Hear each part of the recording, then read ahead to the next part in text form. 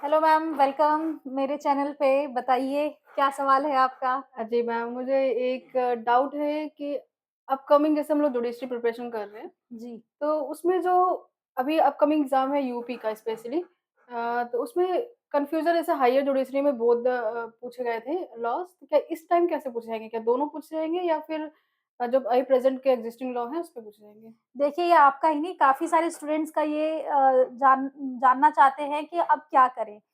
तो मेरा तो देखिए यही सजेशन रहेगा।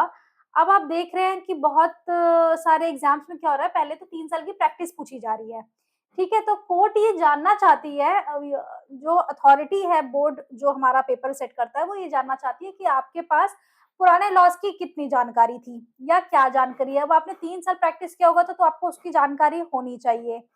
पर अब आपको ये है कि हम किसके हिसाब से पढ़ें, तो उसके लिए सबसे बेस्ट है आप अपना सिलेबस पढ़ें। सिलेबस में अगर ओल्ड लॉ पूछा है, ओल्ड पढ़ें, न्यू पूछा है, न्यू पढ़ें। जैसे कि अभी एचपी की जो नोटिफ़िकेशन आई है हिमाचल प्रदेश की, उसमें ओल्ड लॉज़ पूछे गए हैं। तो ऑब्वियसली उसमें ओल्ड के ही क्वेश्चन आएँगे, उसके न्यू के क्वेश्चन नहीं आएँगे। बट आप जो यूपी जुडिशरी हायर की बात कर रहे हैं, तो वो हायर जुडिशरी का आप मतलब समझिए कि आप ऑलरेडी उसमें 6-7 साल से प्रैक्टिस में हैं। तो जब आप 7 साल से प्रैक्टिस कर रहे हैं, तो को ये बोर्ड मानता है कि आपको पुराने की नॉलेज होगी और अब क्योंकि न्यू लॉज़ आ चुके हैं, तो वो देखना चाहते हैं आप न्यू लॉ से कितना अपडेटेड हैं। और ये जो भी था आपके सिलेबस में मेंशन था कि बोथ लॉज़ पूछे जाएँगे, तो उन्होंने पूछे। इससे थोड़ा-सा ये है कि हायर जुडिशरी को और टफ करने के लिए इन्होंने ये किया है। बट जब आप जूनियर लेवल की आप सिविल जज के लिए देखेंगे, तो आपसे एक ही लॉ पूछा जाएगा।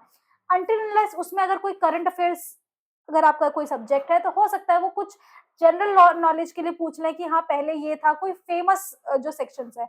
अदरवाइज़ आप अपने सिलेबस के हिसाब से पढ़ें। अगर आपके सिलेबस में न्यू लॉ के बारे में बताया गया, तो आप न्यू लॉ पढ़ें, अदरवाइज़ आप ओल्ड लॉज़ पढ़ें। और अब जितने भी आपके होंगे, वो सब वो सब आपके न्यू लॉज़ पे ही बेस्ड होंगे या बहुत ही अभी जैसे आपका सेक्शन 44 यूनिफ़ॉर्म सिविल कोड चल गया है, तो जो बहुत यव आपके जो ये क करंट में है हाँ, मोस्टली उस पे करंट में है, आप उसके लिए पुराना-नया देख सकते हैं। अदरवाइज़ अभी जो आपका सिलेबस है, उसी के हिसाब से पढ़िएगा। सिलेबस में दोनों पूछा गया है, तो आपको दोनों पढ़ना है। बाकी थोड़ा बहुत पेपर को टफ करने के लिए अथॉरिटी जो हमारा पेपर सेट करती है, वो थोड़े सवाल तो पूछ ही सकते हैं, आउट ऑफ कोर्स वो चला ही जाता है। बाकी आप पूरे ही सिलेबस पे फ़ोकस करिए। Okay ma'am, thank you.